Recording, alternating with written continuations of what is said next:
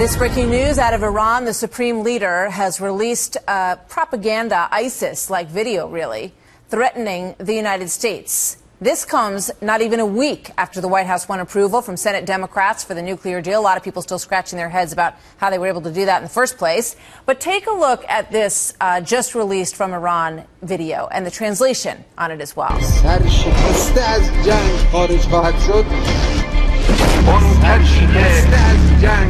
آمریکای متجاوز و جنایتکار است.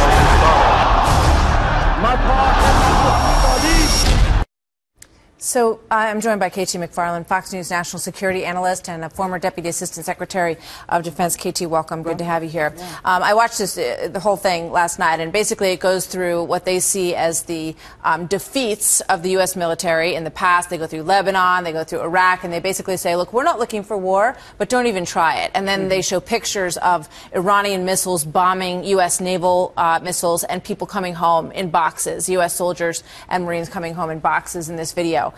Is this what you would expect from somebody who we've just been at the negotiating table Well, with? it's what I expected, and I think a lot of people expected. You know, the President and Secretary Kerry were counting on two things. One, that Iran wouldn't cheat, and that Iran would change its evil ways by the time it got nukes. Okay, neither of those are turning out to be true, and we've just seen in the last week, not only this video, they're not changing their evil ways, they're doubling down on their evil ways. They've doubled down on their support for terrorist groups. They're doubling down on chants of death to America and tweets about annihilating Israel. And as far as cheating, well, you know what else they found out last week, Martha? Oh, miraculous! We discovered new stockpiles of uranium on our own Iranian territory. Well, wait, that means that they knew about that all along. So they have cheated. They've got uranium mines that they didn't tell us about. So both of those things, they won't cheat and they will change, those are now wrong. And they've now given us evidence. The one thing I've learned in my 40-some years of experience in this field, when a dictator tells you something, believe him. Because he's not playing to the crowds. But that's not what we've heard from the administration or from John Kerry. They have basically said, you know, this guy who you see on your screen right now, he likes to say all this crazy stuff, but don't worry about him because we're sitting at the table with the people who matter in Iran. They're increasingly moderate. They want very much for their country to emerge as an economic power. He's just sort of the, you know, the nutty relative that you really don't need to worry about. Well, that's what they say, but the joke is on them because the nutty relative is the guy in charge. And the nutty relative is the one who's driving the entire Iranian nuclear program, the entire Iranian terrorist program, the entire Iranian expansionist program. The guys that Secretary Kerry sat down, they might be nice guys. They went to American universities for graduate school, but guess what? And they might want those things that they're talking about, but they right? can be fired on a dime because the guy who really counts is the one that you've just shown, the one who really does still believe America is the great Satan. America is enemy number one. I want to talk to you about one other thing because this really disturbed me. Friday, of course, was the 14th anniversary of September 11th.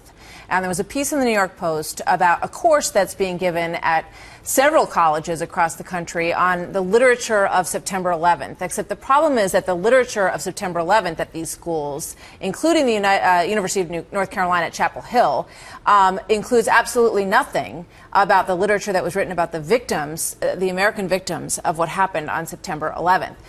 Here's just one quote that uses some of the words that this professor, UNC professor Neil Ahuja, has been telling the students in his class. He says, America's depiction of the 9/11 terrorists as, quote, monsters is merely an attempt to animalize them as insects and justify squashing them in a, quote, fantasy of justice. And KT, the University of Chapel Hill says, look, you know, it's our responsibility to broaden kids' minds, to make sure that they see things from different angles. We defeated communism in the Cold War. We defeated fascism in World War II. Why? Because we called them what they were. And we also stood up for American values. And the problem on American campuses today is part of the whole liberal cant, which is somehow blame the victim. It's as if September 11th was our fault, and a refusal to acknowledge what radical Islam is all about. All they need to do is go look at the videos that the Ayatollah is putting out, read what Osama bin Laden put out. These are not nice guys. These are guys who want to bring about the destruction of everyone you know, and they want to destroy freedom, democracy, the American way. And the fact that the United States is, for the first time in history, saying, well, we don't really think those are bad guys. And in fact, the real bad guys are us.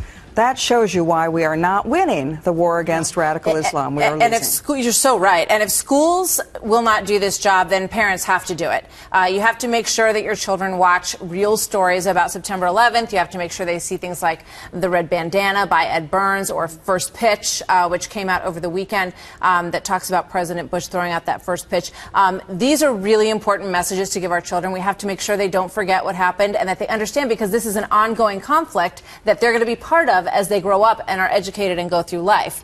So they need to understand it. It's extremely important. But if our universities aren't going to do it, then somebody else has to. Yeah, because ultimately this will be the fight of their lifetimes. This will be the challenge they will have for a generation. And if there's no enemy, then how do you deal with the enemy? Because the enemy is a silent enemy. Thank you very much, Katie. Thank you. As always, good to see you.